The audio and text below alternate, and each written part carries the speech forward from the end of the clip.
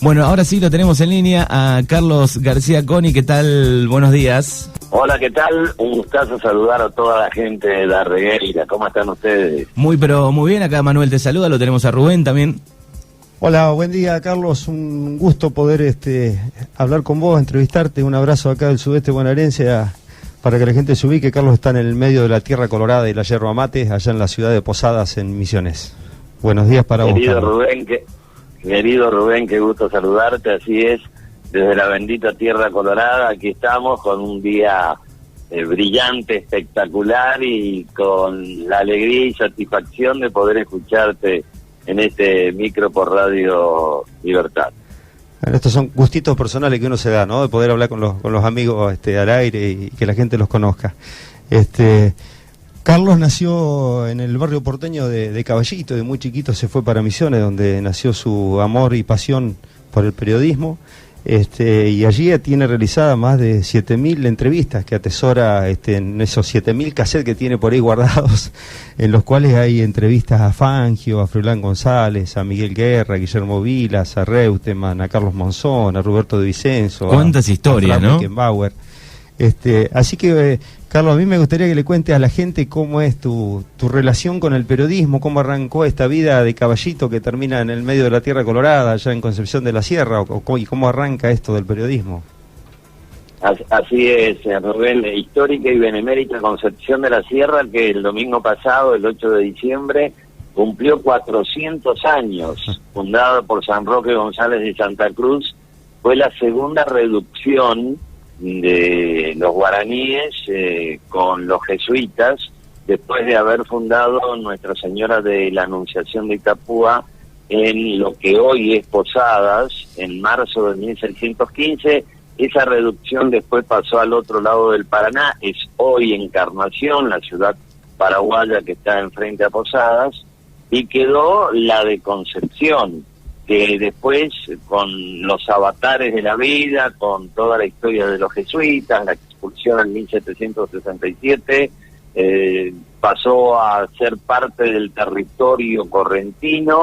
Apareció allá por 1815 Andresito Guacurarí, que fue el general indio que gobernó estas tierras, y en 1877, 1877 exactamente, el 27 de septiembre, se produce la refundación de Concepción de la Sierra. Bueno, allí transcurre una infancia y una adolescencia magnífica. Como decías vos, nací en el barrio de Caballito, en Eduardo Acevedo, entre Venancio Flores y Bogotá, detrás de donde estaba hace muchos años el diario El Mundo. El diario El Mundo estaba en Río de Janeiro y Bogotá.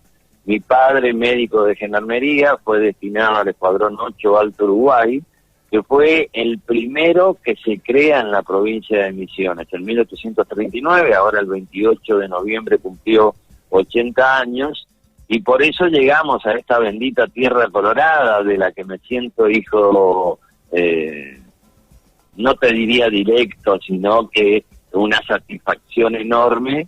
Y como algunos dicen, el corazón es el que marca el lugar al que se pertenece, y mi corazón está aquí en la provincia de Misiones, por eso me considero misionero, y si no hay que apelar a la biografía, me considero oriundo de Concepción de la Sierra. Carlos, venías, como decías, de una familia de médicos, tu abuelo también creo que fue médico. Estudiaste magisterio, y por allá el 28 de enero de 1965 creo que había un joven de 23 años cubriendo el campeonato argentino de básquet en San Juan, y ese fue el origen de tu vida, o tu inicio de la vida como periodista deportivo, ¿es así? Claro, familia de médicos, mi abuelo, mi padre médicos, ambos nacidos en Goya, en la provincia de Corrientes. Mi abuelo inclusive fue intendente en tiempos irigoyenistas, tanto en la primera como en la segunda presidencia. Cayó con Irigoyen el 6 de septiembre de 1930, y después papá médico, se recibió en la Universidad de Buenos Aires, se instaló en la Ciudad Autónoma de Buenos Aires, Y el tercero tenía que salir médico. Me fui, después de recibirme de maestro en Concepción de la Sierra, soy de la primera promoción de 1963, me fui a Corrientes a estudiar con toda la bibliografía, tenía los testigos, tenía el libro de histología, contrariamente a lo que muchos con tantísimo sacrificio tenían sus libros fotocopiados, yo tenía absolutamente todo, y resulta que me dediqué más a los carnavales correntinos y a las comparsas. En agosto tuve que volver con la frente marchita a Concepción y a decirle: papá, dejé de estudiar, bueno, casa y comida tendrás, para tus gastos tendrás que trabajar. Y yo tenía 18 años recién cumplidos, así que tuve que trabajar de maestro, y estuve 4 meses hasta que me vine a Posadas en el 65, y en ese tiempo, luego de haber tenido algún contacto con el periodismo, colaboraba con Néstor Zubizarreta, que era el corresponsal del territorio en Concepción, y le hacía algunos aportes deportivos. El diario me mandó a San Juan, al Campeonato Argentino de Básquetbol, y allí, el 28 de enero de 1965, emití la primera nota, y es la que considero el bautismo de fuego de mi carrera periodística, que todavía sigue vigente, porque, como decías vos y en el introito, te agradezco todo lo que han comentado con Manuel antes del contacto telefónico. Sigo teniendo mi programa diario, que nació como un programa de automovilismo allá por el 71, 1 de julio del 71, y todavía sigue en el 84 por una cuestión de que la figura del programa se va a otra radio como director. El encargado de todo, de la radio por entonces más importante de la provincia, que era RT4 en AM, como decías vos, después aparecieron las FM, la tecnología fue avanzando con el tiempo y quitándonos tantísimos problemas de conexiones que teníamos. Bueno, lo que te quería decir es que a fines del 83, cuando vuelve la democracia, Silvio Orlando Romero, que es el emblema de la radiofonía misionera, va como director de Radio Provincia, y a mí me proponen tomar la tira diaria de 19 a 20, y allí Fórmula Tuerca se transforma en Fórmula Tuerca y todos los deportes, que aún siguen vigentes, y en un año y meses va a cumplir 50 años ininterrumpidos en el aire. Qué bien. Y siempre con el mismo al frente, aunque van variando colaboradores que después toman vuelo y van proyectándose en otros medios. Hoy la posibilidad laboral se ha ampliado muchísimo en relación a aquellos 70, 80, 90. 20 años de corresponsal en la Oral Deportiva en Radio Rivadavia. Así es, cuando llego en 1971, coincidentemente Guaraní Antonio Franco, que es el equipo más popular que tiene la provincia, a pesar que Crucero ha llegado a jugar en la primera división, en los campeonatos, estuvo durante un año, Guaraní comienza a jugar los viejos nacionales. El 9 de octubre de 1971 debuta ante Boca, aquí en Posadas, en el Clemente Argentino Fernández de Oliveira, el nombre de su estadio, que está en el norte de la ciudad, en el barrio de Villa Sarita. La relación entre LT4 y Radio Rivadavia era muy estrecha, se transmitían los partidos de Muñoz. Muñoz, a través de su productor, que era don Alberto Schitro, le pidió una persona al director propietario de la radio, que era el doctor Pedro Baranicia, y sugiere mi nombre, y a partir de entonces comienzo a tener un contacto con José María Muñoz, que me permitió un crecimiento notable en lo profesional, una proyección importante, porque iba a distintas partes del país, y cuando les mencionaba el apellido, enseguida me relacionaban con José María Muñoz. Bueno, estaba en Posadas como uno más de toda la cadena que tenía Muñoz. Además fue inculcándome muy fuertemente el tema de la información, que aún lo sostengo hoy. Yo prefiero que la noticia sea la vedette de un programa de radio y no cuando es necesario sí hacerlo, pero los largos comentarios o un debate demasiado intenso como son los programas en general actuales, le van quitando espacio a la información de todos los deportes realmente, porque si el fútbol es el que acapara la mayor atención, hay otros que tienen que tener tanto espacio como el fútbol, que sin lugar a dudas es lo más popular. Entonces, esos 20 años me permitieron hacer muchísimas cosas con Muñoz. Hay algunas anécdotas. Allá por 1985, quien estaba en Estudios Centrales era Roberto Ayala, el Cabezón Ayala, el querido y recordado Cabezón Ayala. Me llama por teléfono y me dice, mirá, Carlos, conseguir comunicaciones nacionales a través de las operadoras de Entel es algo complicado, pero el hecho de pedir tantas, no había para nada discado directo nacional, a los cables hace todavía.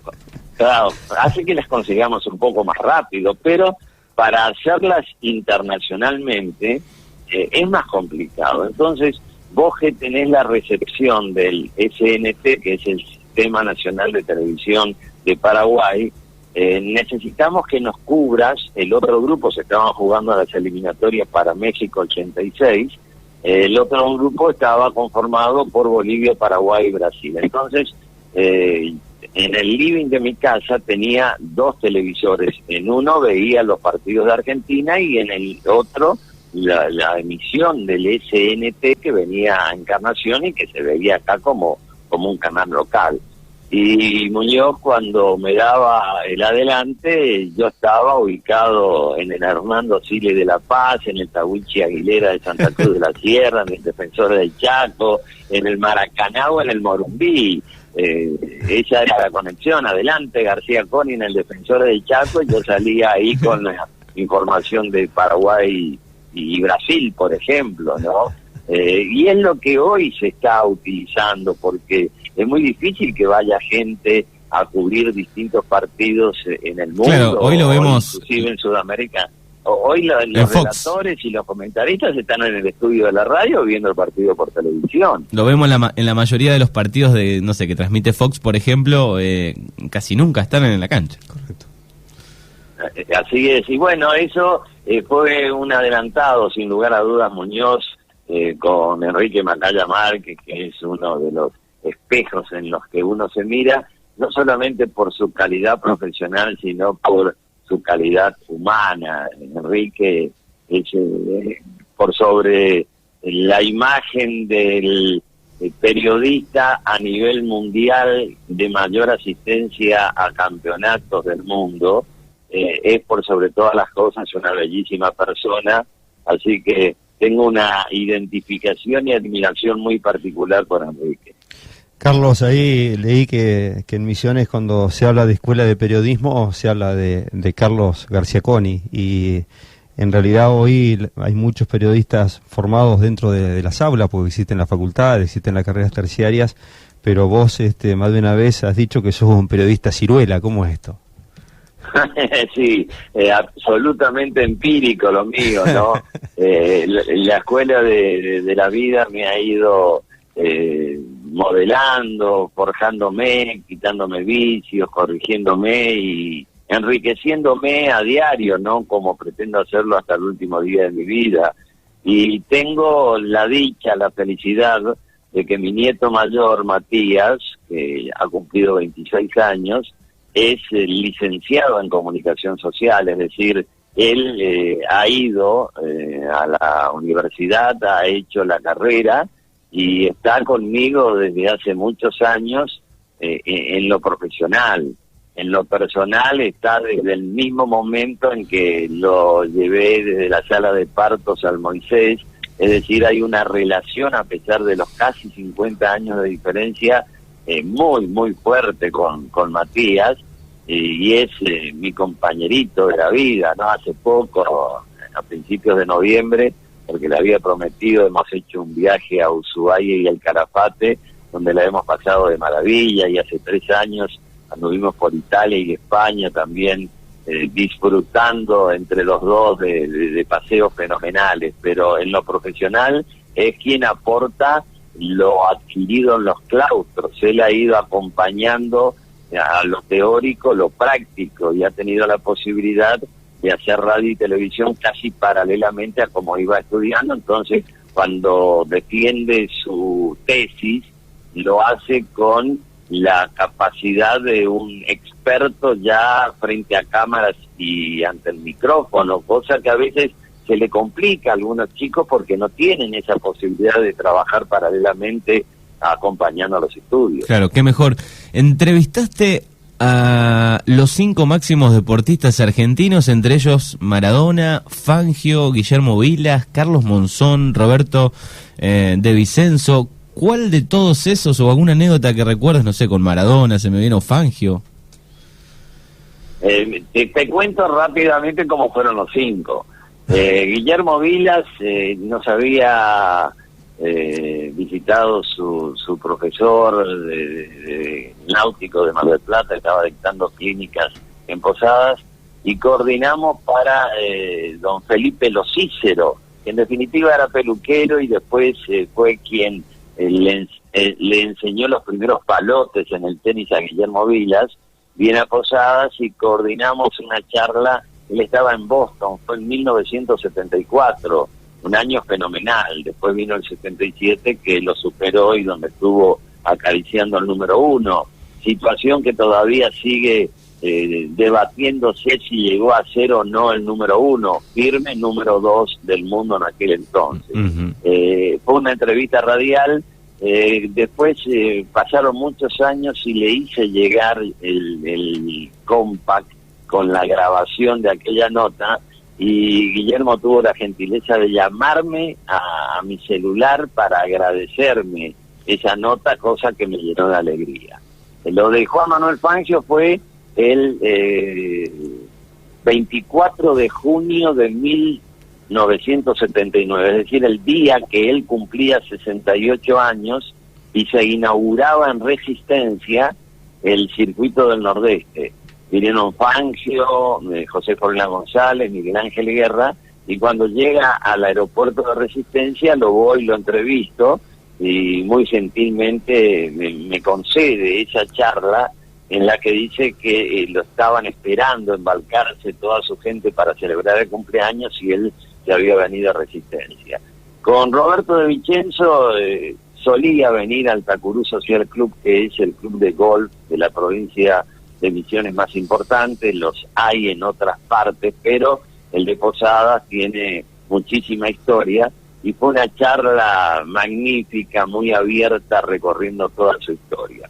Con Monzón había venido a dirigir a uno de los boxeadores misioneros, Julio Abel González, y estaba en Oberá, la segunda ciudad en importancia de la provincia, y a través de quien lo había traído, Alberto Ríos, que era el técnico de González, pude hablar con él cuando ya se había retirado, cuando lo había tomado a Mattioni durante un tiempo, y entonces lo vino a dirigir a Julio Abel González. Y con Maradona fue el 9 de mayo de 1992 cuando vino a Posadas para un partido a beneficio del Hospital de Niños.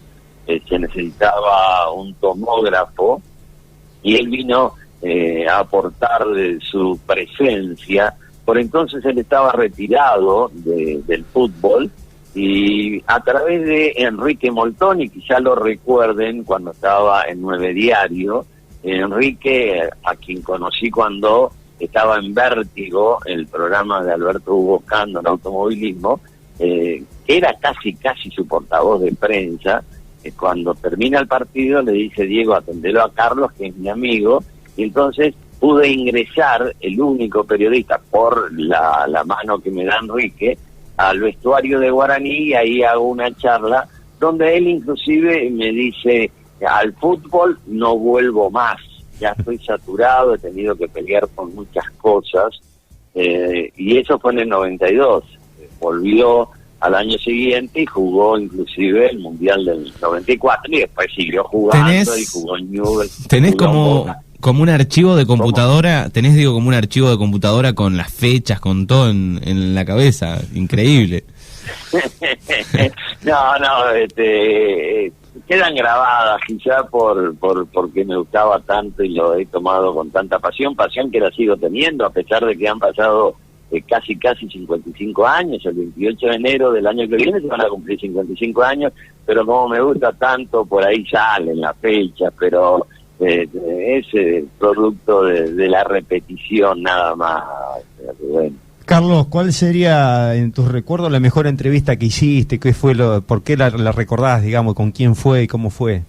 Seguramente debe haber una entre esas 7.000 que te quedó grabada como la más linda.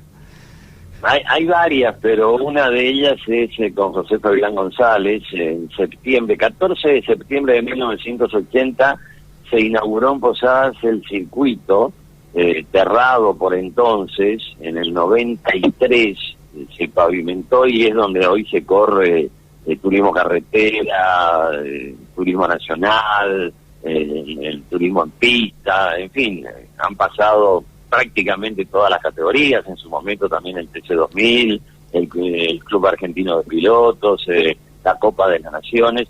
Bueno, ese circuito se inauguró oficialmente el 14 de septiembre de 1980 y estuvo José Froilán González, me había preparado yo para esa nota.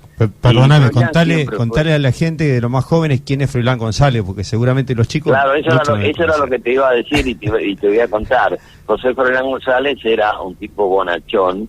Él en su trascendencia tuvo la mala suerte de ser contemporáneo, aunque muy, muy amigo de Juan Manuel Fangio, el quíntuple inigualado Juan Manuel Fangio.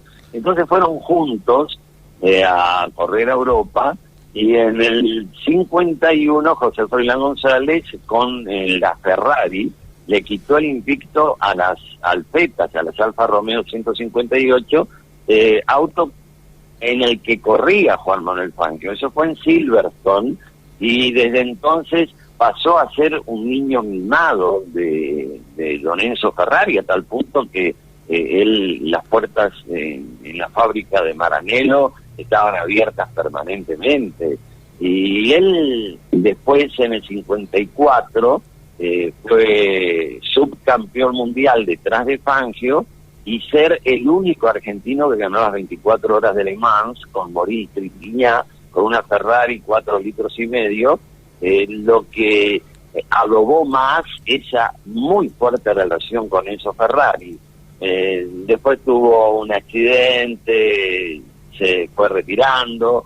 Más adelante fue el gran revolucionario del turismo carretera, cuando tiene el Chevitú con el Chevrolet 400, que fue el que produjo la transición entre las viejas cupecitas y los autos de la actualidad en el turismo carretera, corriéndolo Jorge Cupeiro, inclusive ganando tantísimas carreras. Bueno, con José Froilán González repasamos todo aquello de su campaña en Europa, y como era un tipo tan bonachón, hombre de Arrecife, de la cuna de campeones, y amigazo de Juan Manuel Fangio, hasta el punto que fueron, y coincidentemente en la embajada argentina en París estaba un misionero, el doctor Raúl Ceró, que les permitió a Fangio y a José Froilán González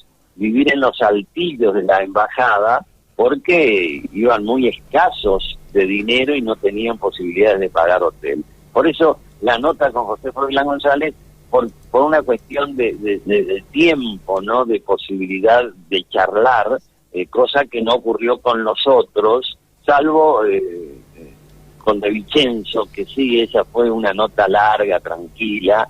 El resto era de apuro, el vestuario, el aeropuerto, la línea telefónica, en el caso de Vilas y Monzón, y así fueron trascendiendo muchas notas, en las que en la mayoría tuve que prepararme para conocer más detalles y poder sorprender. Me gusta por ahí sorprender con un dato que que no está en los papeles o en el temario previo. Otra fue alguien que yo lo tuve como ídolo porque lo vi debutar inclusive en la cancha de Boca, Ángel Clemente Rojas, que tenía una cintura endiablada, ¿no? Su vida un poco desordenada le quitó el vuelo que pudo haber tenido. Estamos charlando con Carlos Alberto García Coni, para aquellos que se van sumando, con una gran trayectoria, historias, cuántas historias, ¿no? Carlos, hay una tribuna con tu nombre en un estadio. Así es, inesperadamente, lo confieso, muy, muy inesperadamente. Yo había tenido un año, eso fue en 2006, había tenido un año un poco complicado porque perdí a mamá, tuve una primera operación de meniscos que salió muy, muy mal, atravesé 6 meses haciendo la chiripiorca en la casa, moviendo la rodilla como para que se acomodara el menisco, que no fue solucionado, hasta que a principios de diciembre otro profesional, un querido amigo, me dejó la rodilla a las maravillas, y esto ocurrió hace 13 años y no siento absolutamente nada. Bueno, a lo que quería llegar es que 48 o 72 horas después de esa operación, me invita el presidente de Crucero del Norte, Julio Koropecki, a quien le había preguntado en alguna oportunidad, cuando me dijo que iban a poner nombre a las tribunas, de quiénes se trataban, no me quiso decir,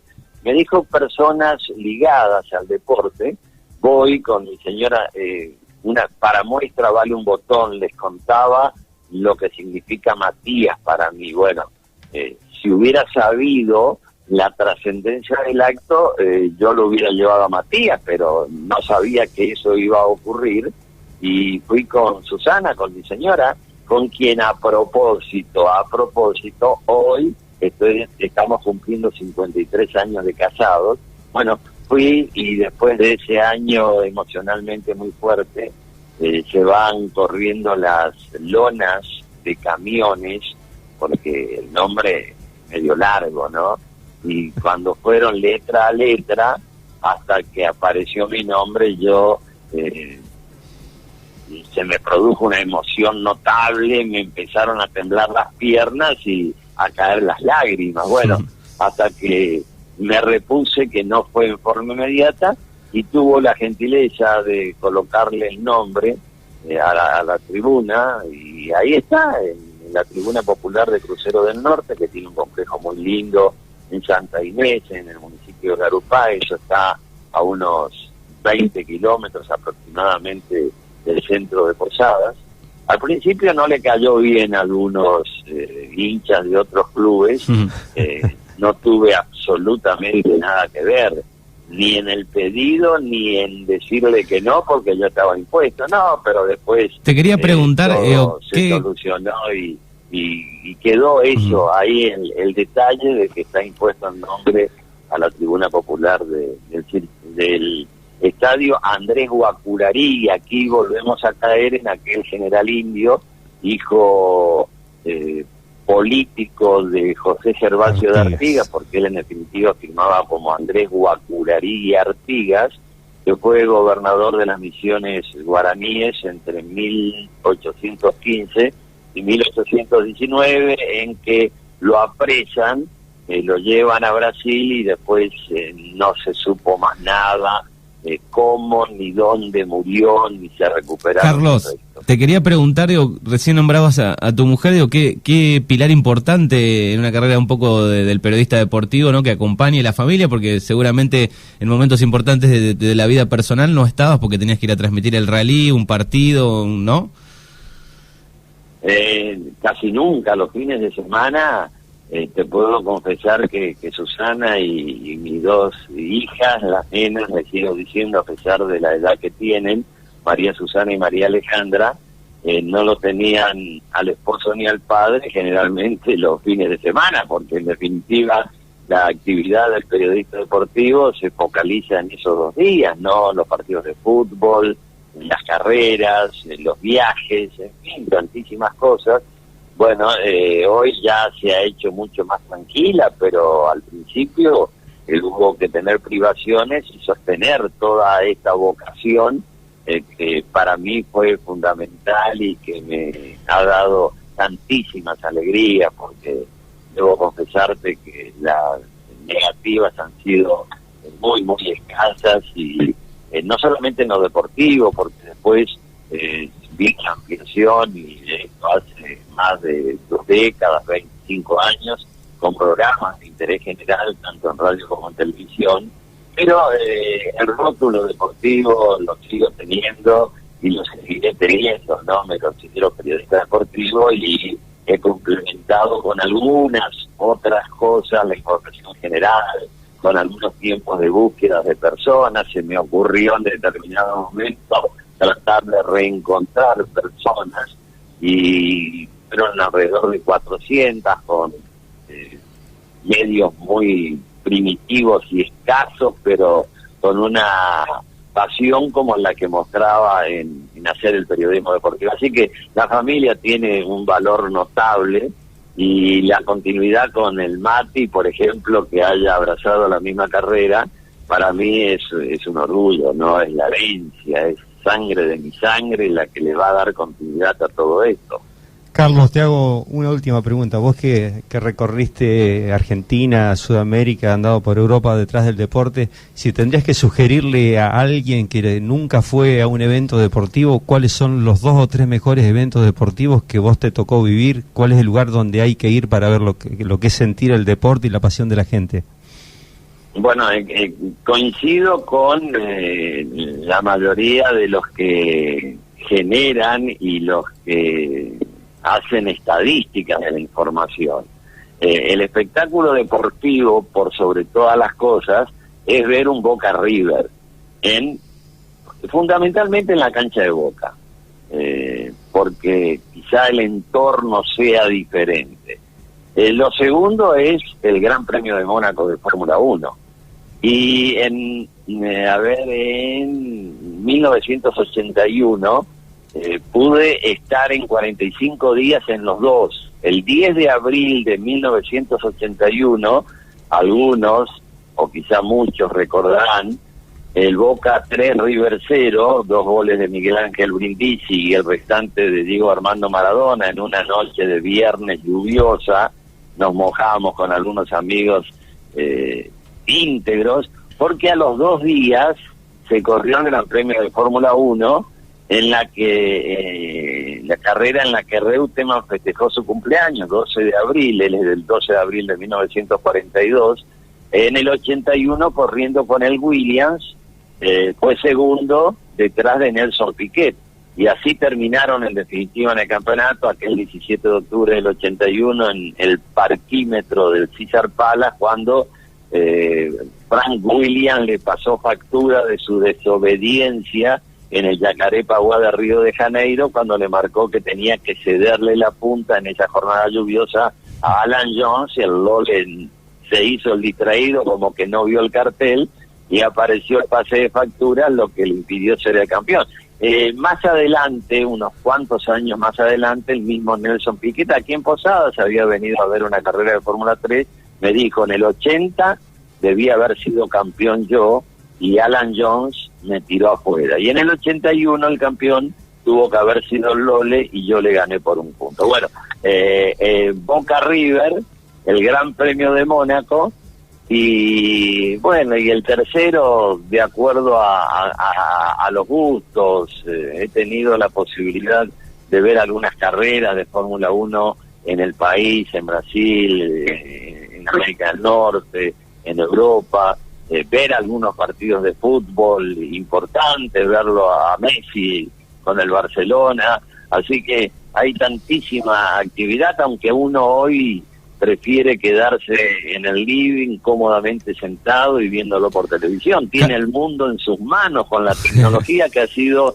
la gran revolución de los últimos tiempos, porque haberlo escuchado a Fioravanti, Muñoz, cada uno con su estilo, Víctor Hugo y los relatores actuales, no hay tantísima diferencia, pero hoy con un celular uno tiene el mundo en sus manos y no tiene que apelar ni al VHF ni al VLU, donde habían tantísimos problemas, no solo de sonido, de audio, sino de enlaces. A mí me ocurrió que en el 78, el día que se inauguraba el circuito de Oberá, que está a 100 kilómetros de Posadas, les decía que es la segunda ciudad en importancia, el día anterior se le quemó el equipo a quien relataba fútbol, y el VHF unía el circuito con el establecimiento Urrutia, que eran 4.000 metros.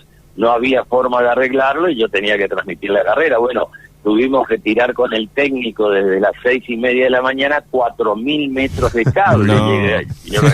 Llevamos 40 rollos, le atábamos un nudo al final del rollo, pelaba los cables, los unía, le ponía cinta aisladora y llegamos 15 minutos antes de que comenzara la carrera, inclusive poniéndole un cable un poco más grueso porque pasábamos una ruta donde transitaban colectivos, autos, una travesía transmitida. Y salió técnicamente impecable. Bueno, esa es la gran diferencia, ayornar el vocabulario de aquellos tiempos a los de hoy. Han quedado términos que ya no se utilizan más, pero la tecnología es la que ha producido la gran revolución en los medios de comunicación. Carlos, la última, ¿Posadas es tu lugar en el mundo? Yo te diría que sentimentalmente no puedo olvidar a mi Concepción querida, pero Posadas me ha dado todo en los últimos 55 años. Aquí conocí a Susana haciendo el profesorado de Ciencias Naturales. Aquí nacieron mis 2 hijas, María Susana y María Alejandra. Aquí nacieron mis 6 nietos, Matías, Rodrigo, que está triunfando en la actuación y en algunas telenovelas en México. En Televisa lo vemos por ahí. Hizo un par de tiras en Televisa. Y viene a pasar las fiestas, está llegando esta noche a Posadas, así que lo estábamos esperando como el hijo o el nieto pródigo, ¿no? Porque se fue en octubre del año pasado y hace 14 meses no lo vemos. Y después viene Uriel, que está haciendo veterinaria en Corrientes, Cassandra, que está estudiando nutrición, Carlitos, que está promediando la secundaria, y Constanza, que es la más pequeña, que acaba de cumplir 9 años, y esa Consti lo da vuelta al abuelo, como el Mati, a lo mejor por ser el primero y estar tan próximo, la Petilla hace lo mismo. Así que Posadas es mi ciudad actual, a la que disfruto, a la que camino prácticamente todos los días cuando voy a la radio, a la que ando por el centro. Aún a los 73 años soy el Carlitos de la gente por la penetración que he logrado tener. Por eso he desechado más de una oportunidad, te diría más de una decena de oportunidades, ofrecimientos políticos, porque no es lo mío. Prefiero no tener una identificación política a seguir estando tan próxima a la gente, porque no tengo capacidad para ser político y porque prefiero tener esa posibilidad de que a veces hacer 100 metros, hacer una cuadra, me lleve 3, 4, 5 o 10 minutos, porque me detengo a charlar con cada uno de los amigos que uno ha ido cosechando a través de estos 55 Bueno, años. Felicitaciones, Carlos, por la gran carrera. No hay muchos periodistas con tanto tiempo al aire con un programa, con tantas entrevistas, así que felicitaciones. Carlitos, Gracias, Rubén. Celebro, aunque no nos conozcamos personalmente, que haya sido Madame Anne Carrel, la francesa casada con el premio Nobel Alexis Carrel, que está enterrada en la Cumbrecita, que esa cruz que llamó la atención de un común amigo, que es Mario Sanguina, un médico que está en París, haya disparado esta relación que se ha ido ampliando, como decís vos también, con Roberto Lapid, que ha investigado tantas cosas nazis, ha escrito, él es arquitecto, pero ha escrito libros realmente magníficos, así que a través de internet, a través de las redes sociales, a través de Madame Carrel, hemos ido abonando, alimentando esta relación que se ha hecho tan linda y que en algún momento lo has prometido, visitar el Nordeste con tu papá y con toda la familia. Te esperamos con los brazos abiertos en esta bendita tierra colorada, donde todo lo que se planta crece y lo que mejor florece es el amor. Qué bárbaro. Carlitos, yo te agradezco profundamente, la verdad un honor poderte entrevistar, poder escuchar, creo que es una historia muy interesante para que la gente lo conozca. Agradezco tu tiempo, te mando una felicitación de aniversario de casamiento, un abrazo grande para vos y para Susana, para tus hijos. La última pregunta que tenía, que ya la expresaste, era quién era el Mati Subí, el gurí, y ya quedó totalmente plasmado que del amor y el sentimiento y la compañía de tu nieto, que la verdad que creo que no hay muchos casos donde un abuelo disfruta de la compañía de su nieto en la actividad diaria, ¿no? Así que te mando un abrazo muy grande, un cordial saludo a toda tu familia y bueno, estamos en contacto y gracias por tu tiempo y por atendernos este ratito. Gracias, un abrazo grandote, Rubén, el cariño a toda tu familia, las felicitaciones por haber terminado sus estudios la más pequeña. Ahora se va a sentir el nido vacío porque indudablemente cuando se va la primera uno lo absorbe, en tu caso cuando se fue la segunda también, pero ahora se va la tercera y va a haber que empujarle diariamente. Un abrazo grande para vos, Manuel, también, para toda la gente de Darregueira, para toda la gente del partido de Puan y hoy estaba escuchando algunas noticias también de toda la zona de Pigüé, Bahía, La Pampa, que es la zona de influencia a la que llegan y disfrutando de la buena música. Que tengan muy felices fiestas y un 2020. Igualmente. Gracias, Carlos. Hasta luego. Abrazo. Chao.